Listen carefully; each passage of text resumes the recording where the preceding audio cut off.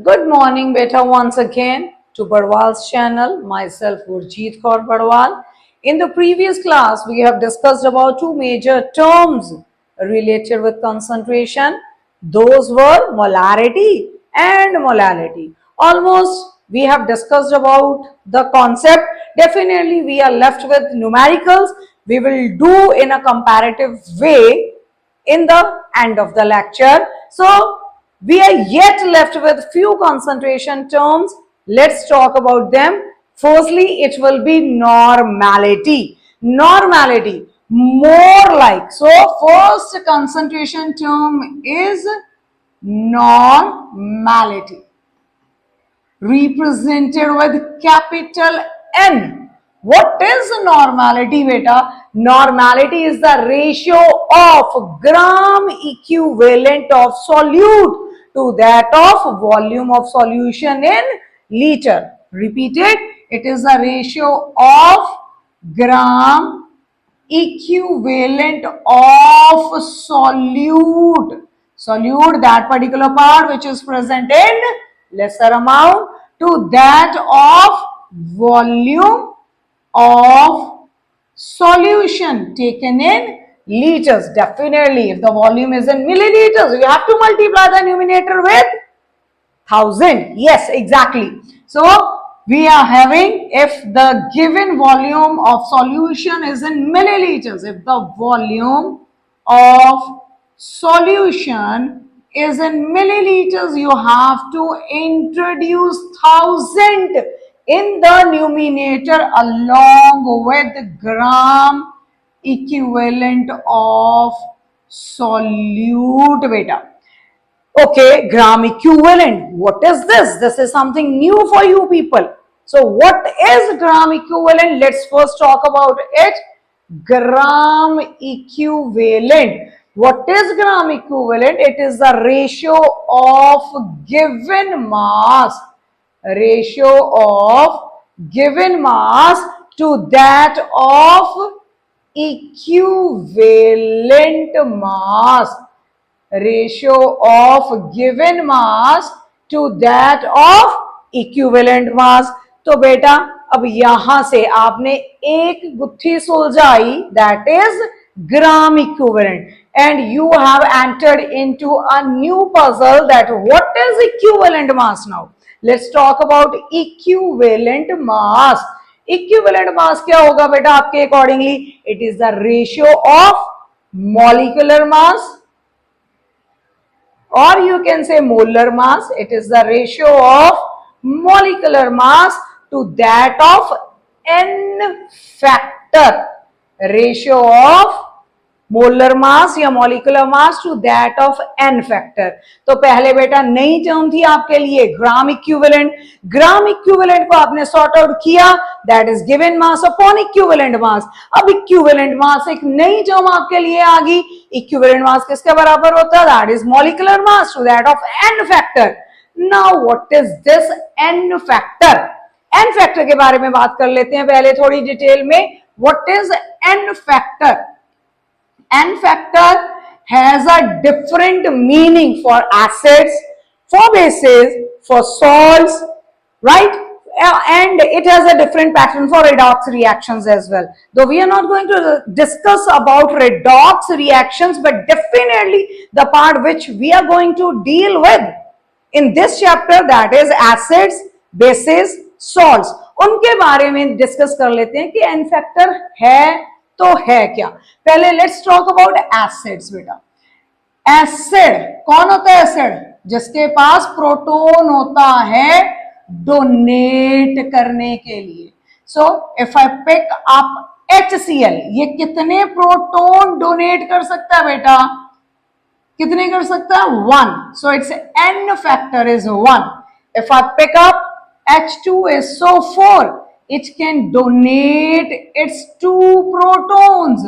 It can donate its 2 protons. If it can donate its 2 protons, that means its N factor is 2, right? So what is N factor in terms of acids? Number of protons they can donate. Number of protons they can donate. Though we are talking about acids, पर बेटा acids का n factor जब हम निकालते हैं तो हम बोलते हैं बेसिसिटी ऑफ एन एसिड। तो जितने प्रोटॉन एक एसिड डोनेट कर सकता है, दान में दे सकता है किसी और सब्सटेंस को, या ऑन डिसोसिएशन वो कितने प्रोटॉन बना रहा है, उसे बोला जाता है बेसिसिटी। तो बेसिसिटी कितनी है HCl की? That is 1। बेसिसिटी कितनी है बेटा सल्फ्यूरिक एसिड की? That is 2। सो एसिड्स की क्या होती है एन फैक्टर की टर्म्स में? Basicity. Basicity. If I move to bases बेटा, बेसिस कौन होते हैं? जिनके पास OH नेगेटिव आयंस होते हैं डोनेशन के लिए। They dissociate to produce OH negative ions. For example, if I pick up NaOH, how many OH negative ions it can dissociate to produce? 1 OH ion। तो इसका n फैक्टर कितना हुआ बेटा? 1, क्योंकि ये एक OH नेगेटिव आयन को donate कर सकता है। Secondly, if I pick up MgOH whole twice, magnesium hydroxide if I pick up, ये कितने OH नेगेटिव आयंस डोनेट कर सकता है बेटा? 2। So it's n factor will be 2। Again if I pick up AlOH whole thrice, कितने OH negative ions donate कर सकता है? 3। So it's n factor will be definitely 3। अगर H पॉजिटिव आयंस की डोनेशन को बेसिसिटी कहा जाता है, तो OH नेगेटिव आयंस की डोनेशन को एसिडिटी कहा जाता है। Acidity. Acidity for bases, basicity for acids. Let's move to salts now. अब सॉल्ट्स की बात कर ले। कोई भी सॉल्ट लाइक NaCl, ये टूट के कितने पॉजिटिव आयंस पर मोल आपको देगा? कितने पॉजिटिव आयंस पर मोल आपको दे देगा टूटने के बाद? वो उसका क्या होगा बेटा? n factor. So n factor कोई फिक्स टर्म तो नहीं है। एसिड्स के लिए अलग, बेसिस के लिए अलग, सॉल्ट्स के लिए अलग अलग नेचर है इसका, रिडॉक्स रिएक्शन के लिए अलग नेचर है। कुछ टर्म्स ऐसी हैं जिनमें n फैक्टर की वैल्यू 1 होती है। For example, if I pick up urea, what is urea? That is NH2CO NH2। इसका n फैक्टर 1 रहता है बेटा हमेशा ही। दो it is having, you can से कि इसके पास तो 4 प्रोटॉन्स है मैम देने के लिए, पर नहीं, even then it's n factor is 1। Let's talk about glucose, that is C6H12O6। इसका n फैक्टर भी हमेशा 1 रहता है बेटा। About sugar, what is sugar? That is C12H22O11, again n factor 1।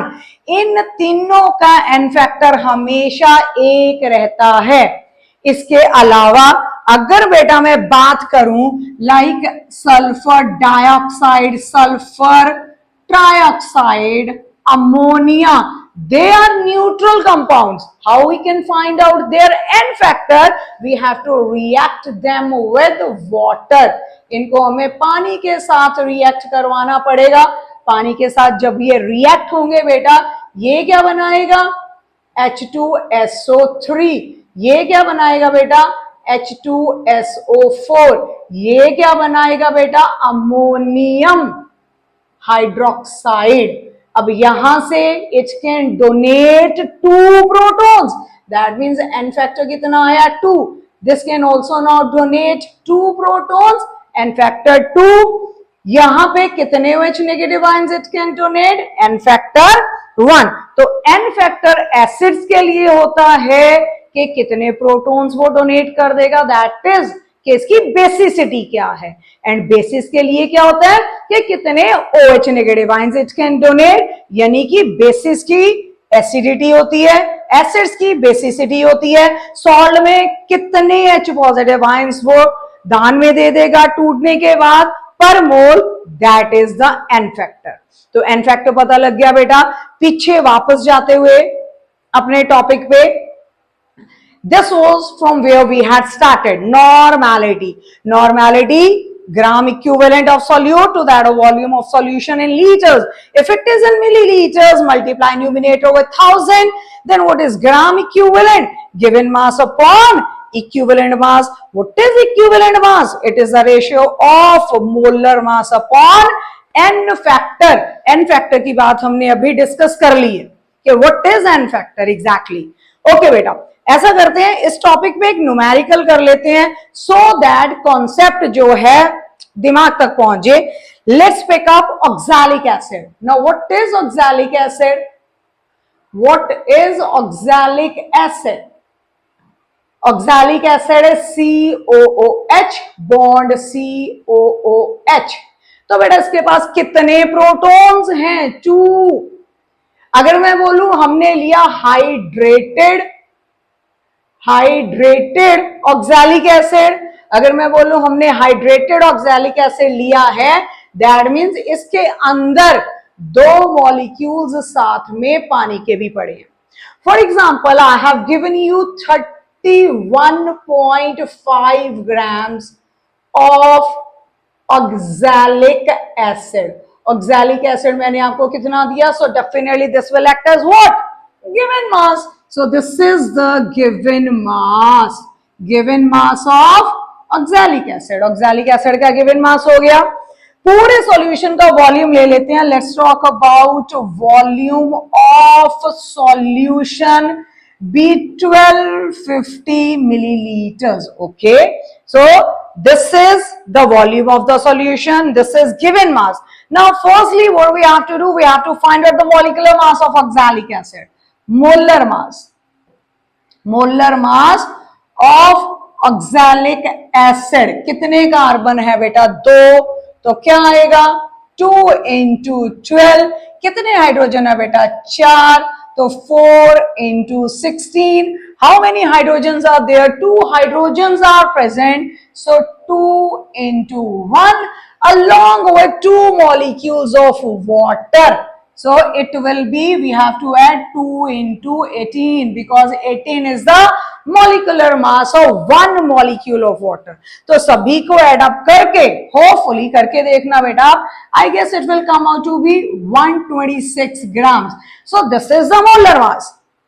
Molar mass हमारे पास है, given mass हमारे पास है, we are having volume of the solution in milliliters. ठीक है, मिलीलीटर्स को अंडरलाइन कर लिया करो। जब भी न्यूमेरिकल करते हो पहले गिवन पार्ट निकाला करो प्लीज। ठीक है, अब हमें कौन सी टर्म्स की रिक्वायरमेंट, कौन सी नई टर्म्स हमारे पास आई थी? पहली थी बेटा ग्राम इक्विवेलेंट। ग्राम इक्विवेलेंट हमने कहा था किसके बराबर है? Gram equivalent was equals to given mass upon equivalent mass. तो गिवन मास तो मेरा हमारे पास आ गया। गिवन मास कितना है हमारे पास? That is 31.5 grams. Given mass is 31.5 grams. Again and again खराब हुए जा रहा है। So it is 31.5 grams. ठीक है बेटा। Now what about equivalent mass? Equivalent mass किसके बराबर था? That was the ratio of molecular mass to that of acidity और बेसिसिटी। मैंने कहा इसके पास 2 प्रोटॉन्स हैं, तो इसका एन फैक्टर कितना आ गया बेटा जी? 2। मोलर मास आप निकाल चुके हो ये, राइट। तो पहले इक्विवेलेंट मास साइड पे लिख के निकाल लो। इक्विवेलेंट मास किसके बराबर आएगा? Molar mass 126 upon n factor. N factor कितना है? 2।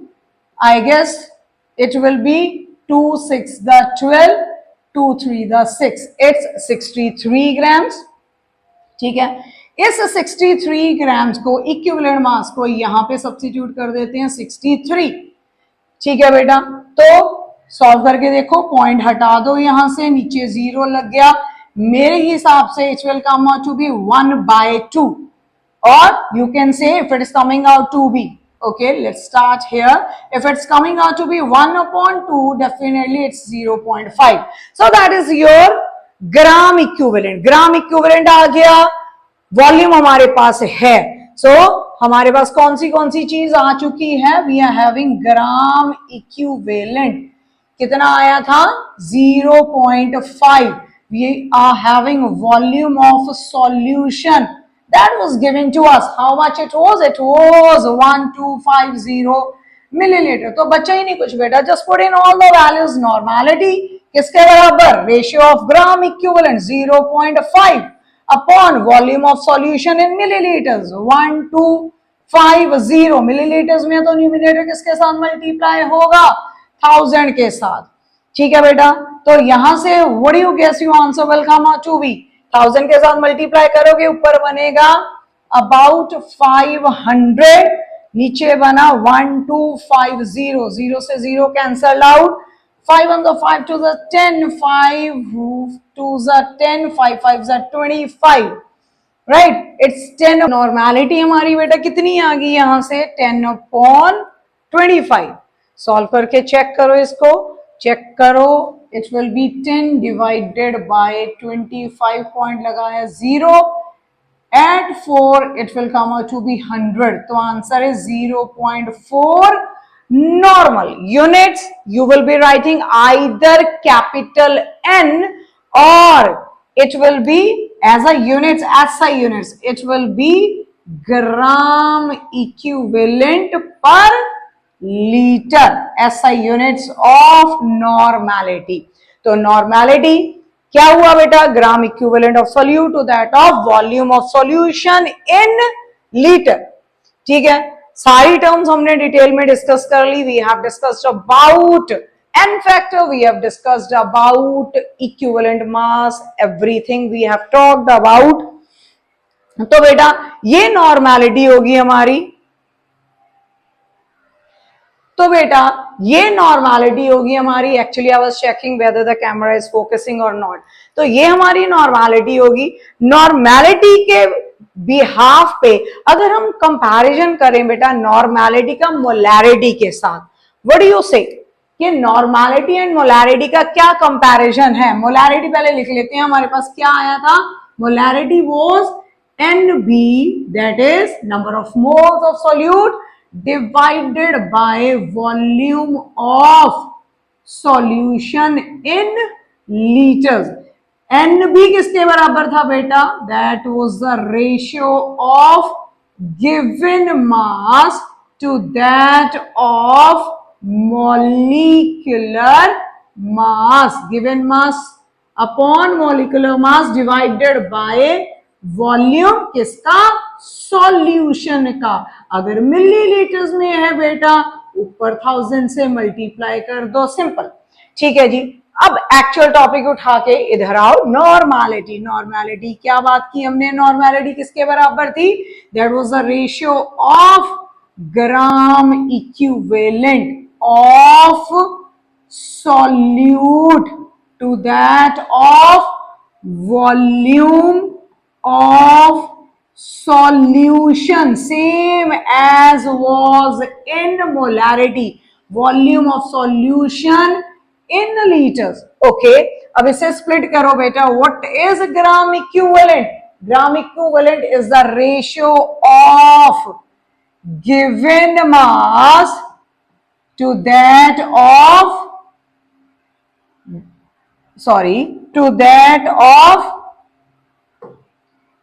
equivalent mass.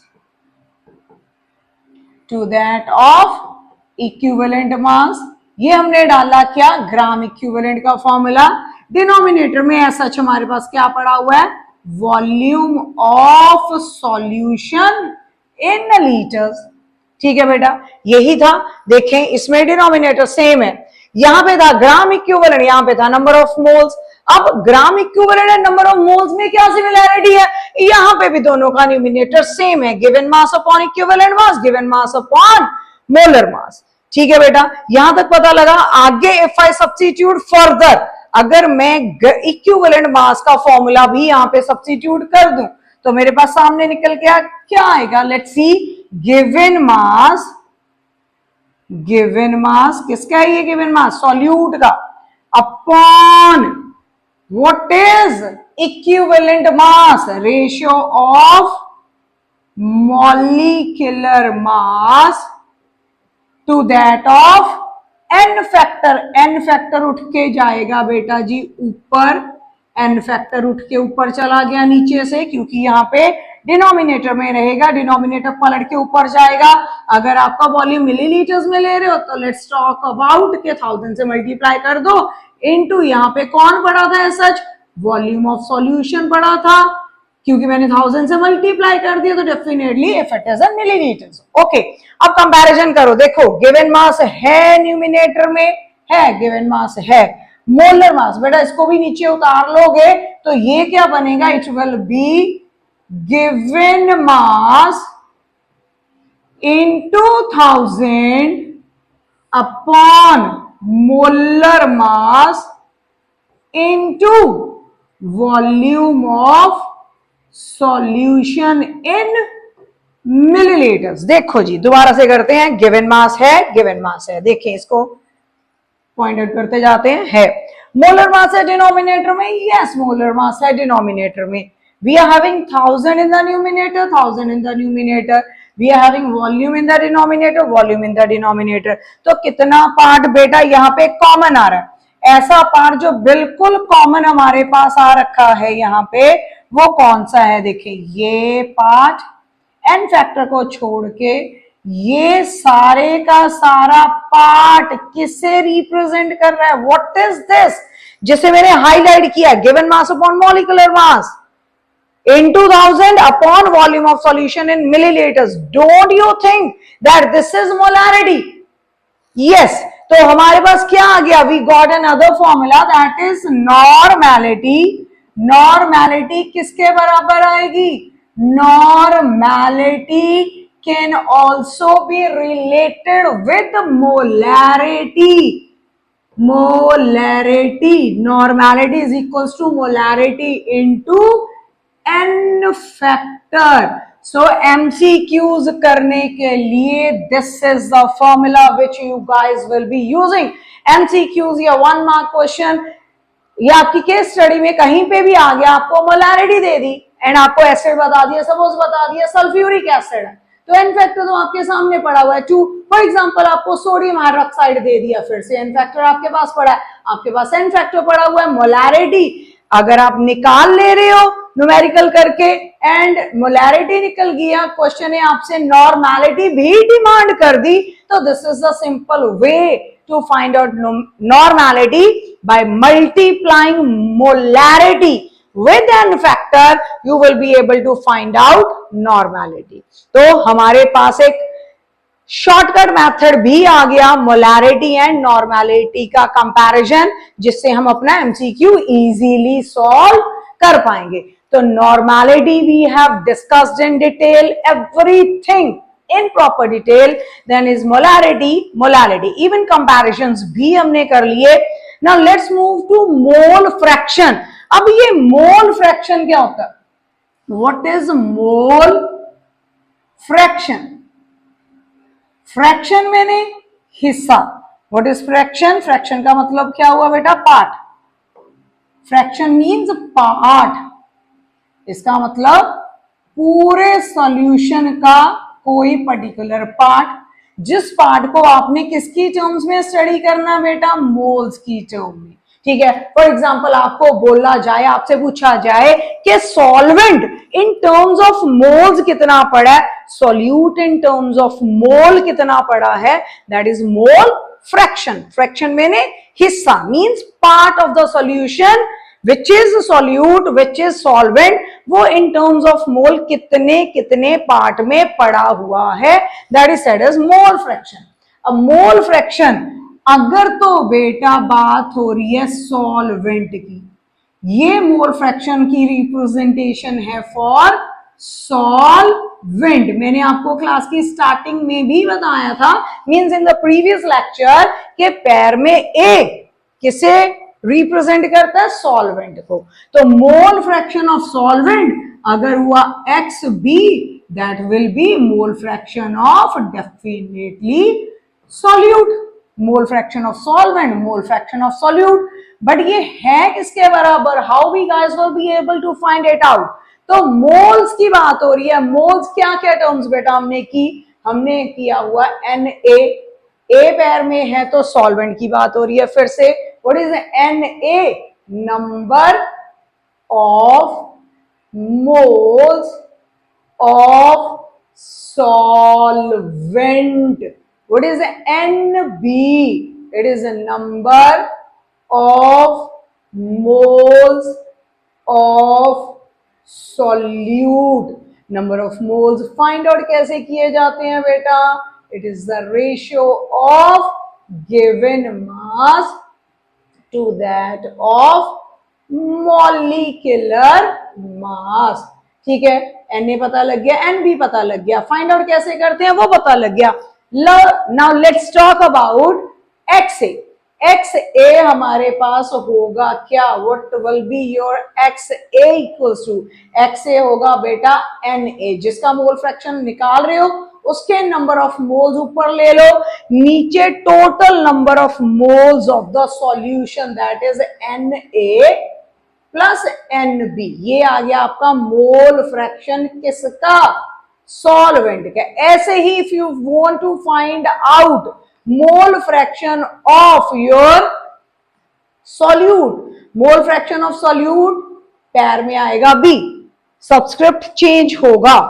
अदरवाइज अगर हम सेम ही एक्स फैक्टर से इसको रिप्रेजेंट करते रहे, कुछ जने इसको काय भी बोलते हैं, काय लाइक दिस, ठीक है। ओके, तो अगर पैर में बी आ गया, it will give you mole fraction of solute which is the ratio of, बेटा जब सॉल्वेंट का निकाल रहे थे ऊपर नंबर ऑफ मोल्स हमने किसके लिए? सॉल्वेंट के। जब सॉल्यूट का निकाल रहे हैं तो ऊपर नंबर ऑफ मोल्स किसके लेंगे? सॉल्यूट के, नीचे total number of moles of the solution. तो हमारे पास XA, what is XA? That is mole fraction of your solvent. What is XB? Mole fraction of your solute. ठीक है बेटा, ये फॉर्मूले के बेसिस पे आ गया। अब एक और इंटरेस्टिंग पार्ट यहां पे ये है, दैट इज कि अगर हम दोनों को ऐड करें XA प्लस XB तो आंसर कितना आएगा? हर बार it will be unity, that is 1। हमेशा ही आंसर आपका 1 रहेगा। सॉल्व करके चेक कर लेते हैं बेटा। XA किसके बराबर आया हमारे पास? Na। नीचे क्या आएगा बेटा? Na plus Nb plus what is XB is equals to? That is Nb upon Na plus Nb। अब देखिए यहाँ पे एलसीएम लोगे तो denominator is same, so it will be Na plus Nb, and denominator दोनों का सेम है तो बेटा ऊपर भी क्या आ जाएगा? It will be Na from here plus Nb from here. तो न्यूमिनेटर डिनोमिनेटर सेम, कटिंग करके क्या आएगा? 1। तो डेफिनेटली अगर आपने पूरे एफर्ट्स डाल के XA निकाल लिया किसी भी न्यूमेरिकल में तो XB निकालना will be pretty easy for you guys. उठाओ 1 में से माइनस कर दो, means XA plus XB is equals to 1. What will be XB then? XB will be is equals to 1 minus XA. What about XA? If you are having XB, 1 minus XB will be. So ये तीन फॉर्मूले यहां से आ गए। Let's practice this concept also with one numerical. एक numerical उठा लेते हैं। फॉर एग्जाम्पल हमें 20% बाय मास हमें 20% दे दिया, let it be ethylene glycol. Ethylene glycol हमने 20% लिया। इथाइलिन ग्लाइकॉल क्या होता है? CH2OH, CH2OH।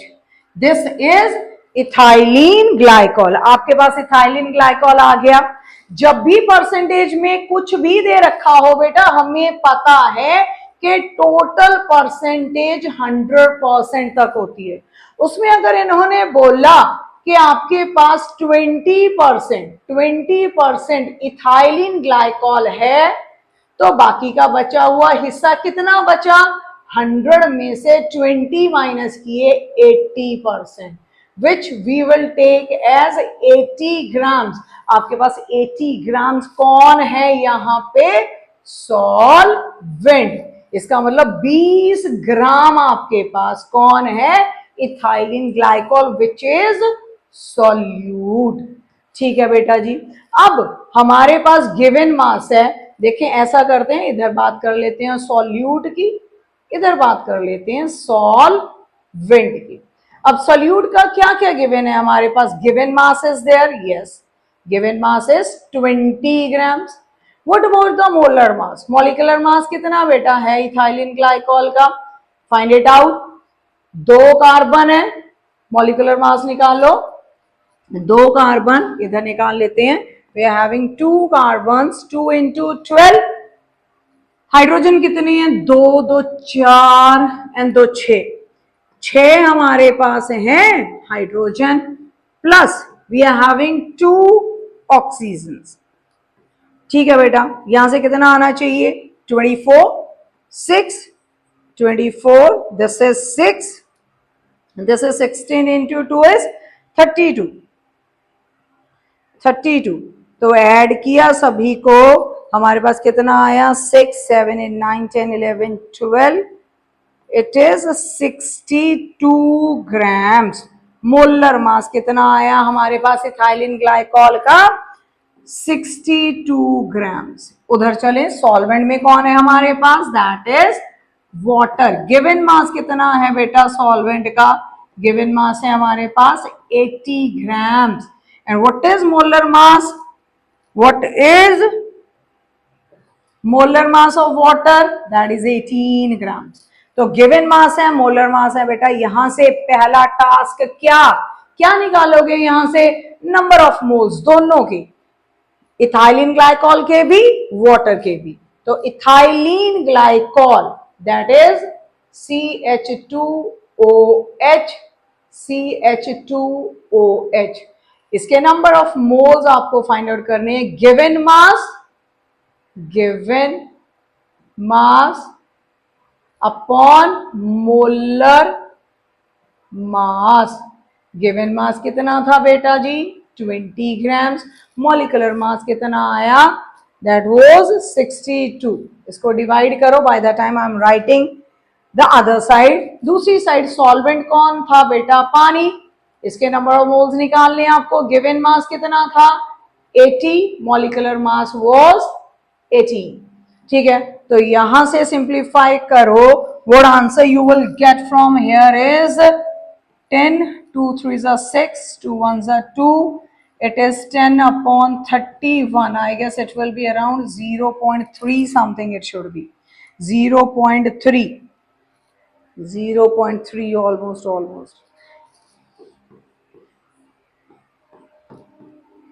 Yeah, it will be 0.3. इधर आ जाते हैं। 80 upon 18, 2 4s are 8, 2 9 it is 40 upon 9। 40 upon 9 हमारे पास कैलकुलेट करें कितना रहेगा? 9 5 the 45 and 9, it might be 4.4।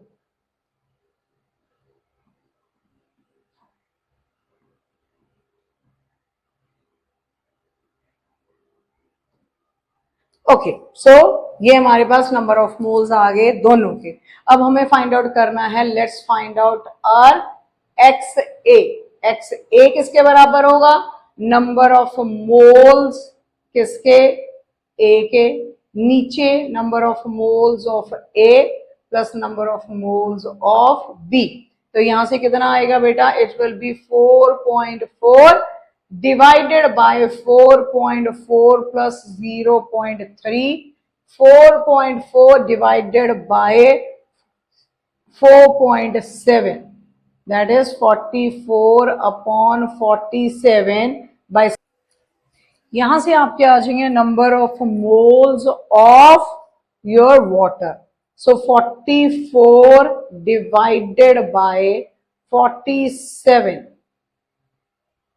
most probably it should be around 0.9, 0.9। अब इसके निकालने हैं, no need to do more of the calculation. क्या मेथड बताया मैंने आपको, एक्स बी फाइंड आउट करना है, 1 माइनस एक्स ए, 1 माइनस 0.9, तो 1 में से 0.9 माइनस कर दो बेटा, what will be your answer, it will B 0.1. 0.1 will be the mole fraction of solute and 0.9 is the mole fraction of solvent. 0.9 plus 0.1 कितना बना बेटा, 1. तो हमने ऑलरेडी डिस्कस किया था कि एक्स ए प्लस एक्स बी कितना रहेगा, यूनिटी, दैट इज 1. ठीक है बेटा, practice practice practice makes calculations easy. तो बेटा हमने कंसंट्रेशन के 4 मेजर टॉपिक्स डिस्कस कर लिए ऑलरेडी. वो कौन से 4 टॉपिक्स हैं, एक बार रिवाइज कर लेते हैं थोड़ा सा, फिर एक कॉमन एग्जाम्पल उठा के we will try to revise them in a proper way. हमने कंसंट्रेशन के 4 मेजर टॉपिक्स जो डिस्कस किए. The first one is molarity. Molarity capital M, then is molality small M, normality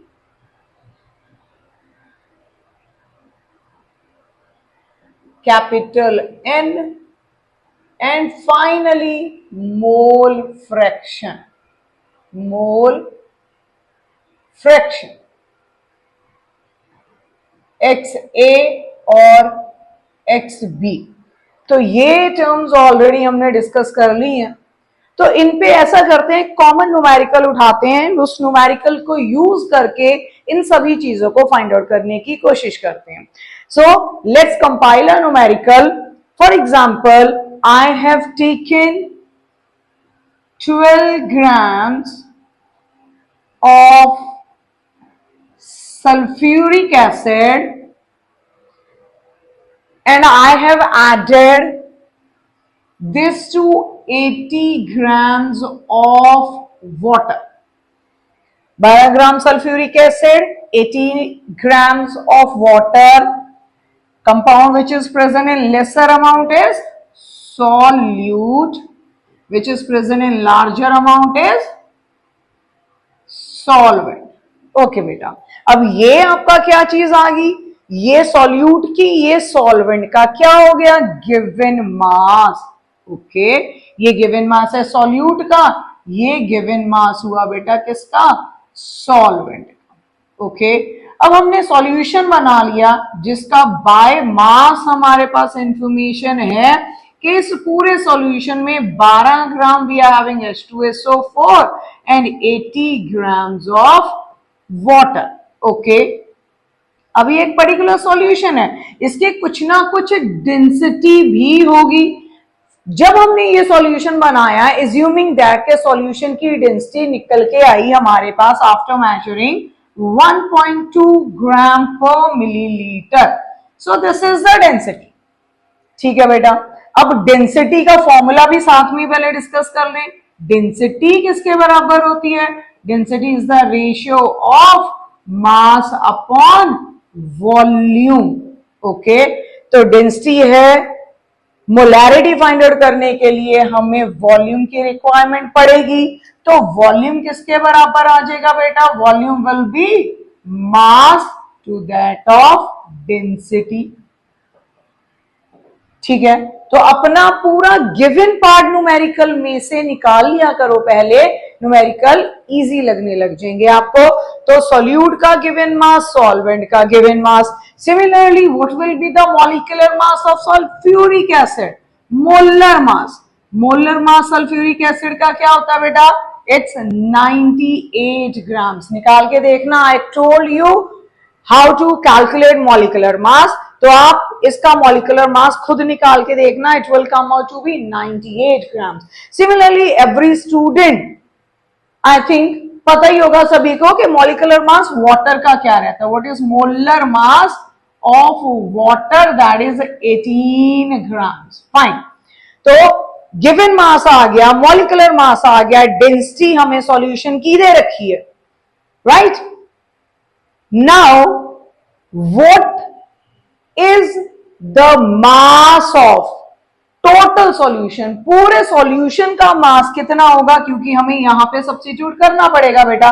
that will be is equals to weight of solute plus weight of solvent. कितना weight है? Given mass 12 grams, 80 grams. Add them up to get the total mass of the solution. Total mass solution का कितना बेटा? 12 plus 80, तो कितना बना? It will be 292 grams. Okay, तो ये हमारे पास आ गया total mass of the solution.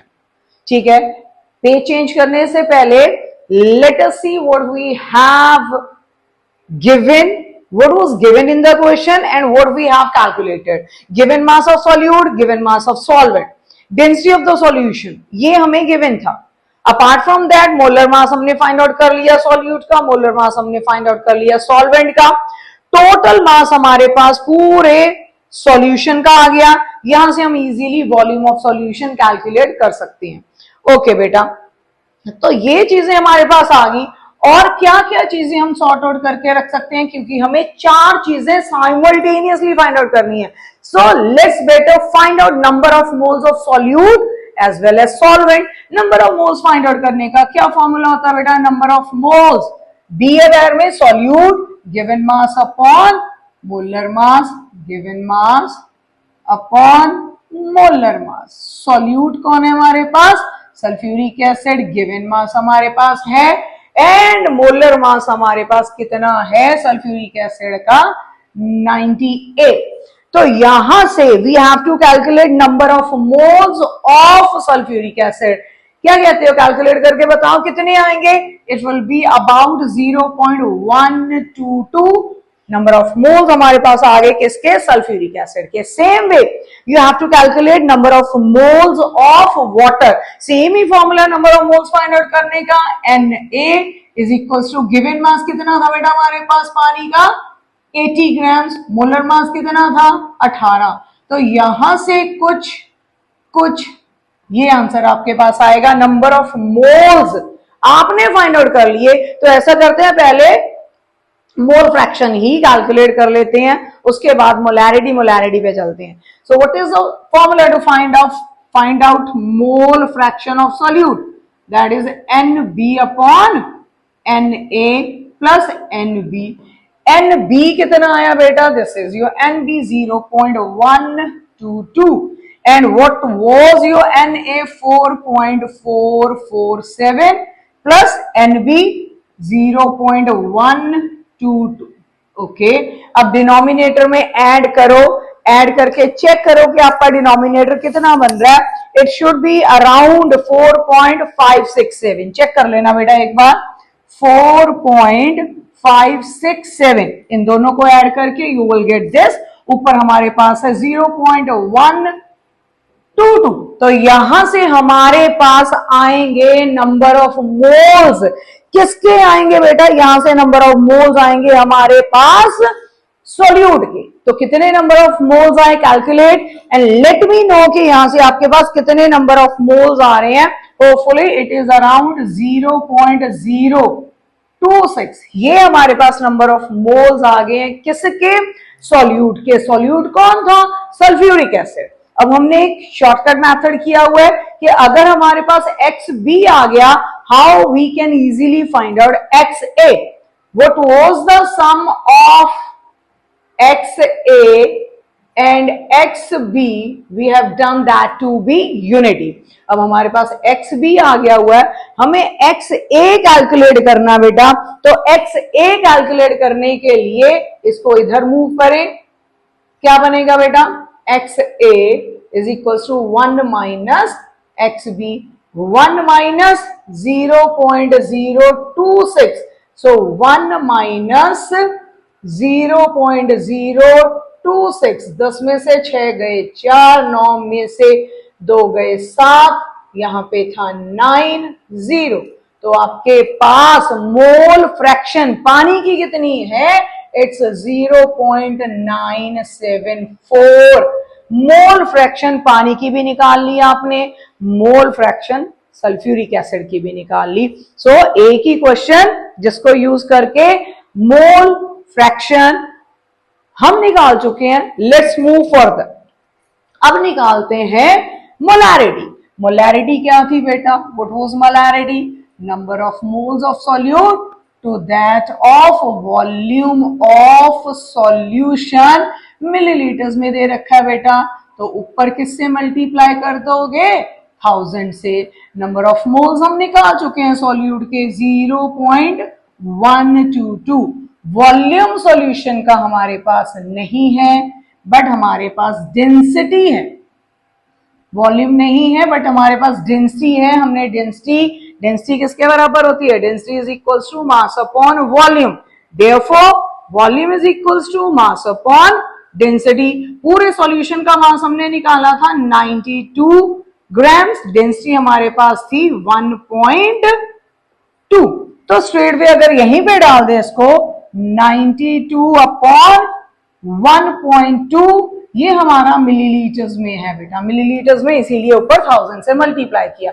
इस पूरे को सॉल्व करो, क्या आएगा हमारे पास 0.122 इंटू 1000 अपॉन 92, एंड ये नीचे से उड़ के ऊपर जाएगा 1.2।